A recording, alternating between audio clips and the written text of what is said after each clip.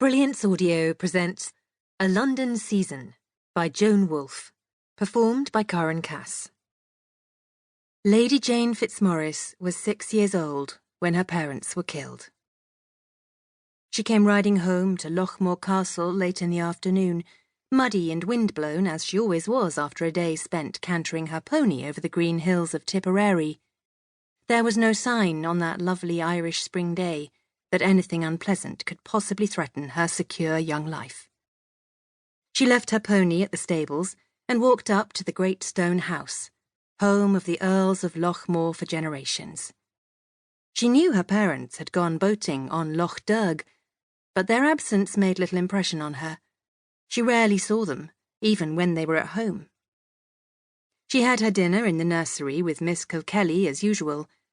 Then she looked through a book on horses that had been given to her for her last birthday, and allowed Miss Kilkelly to wash her and put her to bed.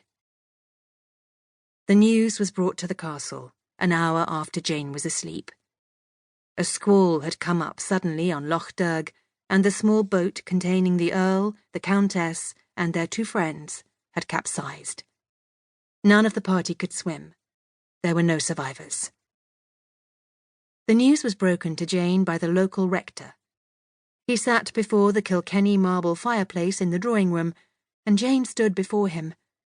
She was dressed, as always, in riding clothes, and the rector hesitated, searching for the right words to use to the small, self-possessed child in front of him.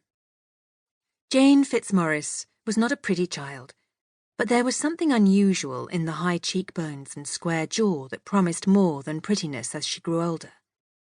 Her hair was black and hung straight as rein down her back, tied at her nape by an old velvet ribbon.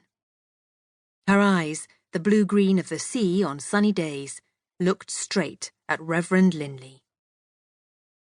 The rector spoke gently. "Jane, I'm afraid I have bad news for you. Your mother and father had an accident with the boat." He hesitated. "Yes?" Jane said in her clear child's voice. "They were drowned, Jane," he said. "I am so sorry, my dear." "Drowned?" A frown appeared between Jane's brows. "Do you mean they are dead, Reverend Linley?" "Yes." Helplessly, the rector looked at the small, slim figure in front of him. Himself the father of 3, his impulse was to reach out and hug her. But the erect, solitary child who was watching him with such steady eyes did not appear to be at all in need of comfort. There was a long silence. Then Jane said slowly, "Will I be able to stay at Lochmore Castle?" The rector blew his nose.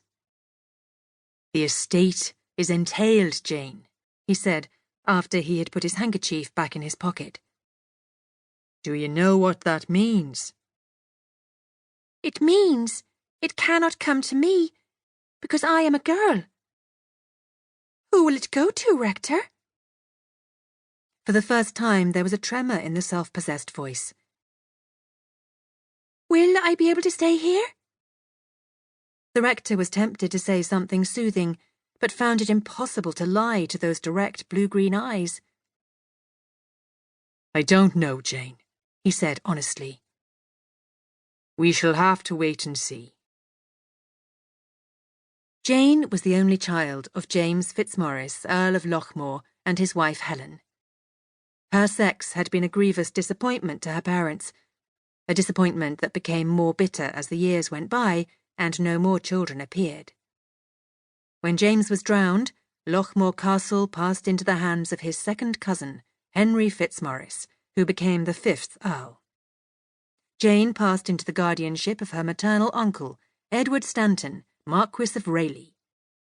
The Marquis was only 26 years of age, but as Lady Lochmore's only brother, he was Jane's nearest surviving relative, and so had been designated her guardian in her father's will. Her parents' death made no great impression on Jane, as she had hardly ever seen them, but leaving Lochmore was anguish.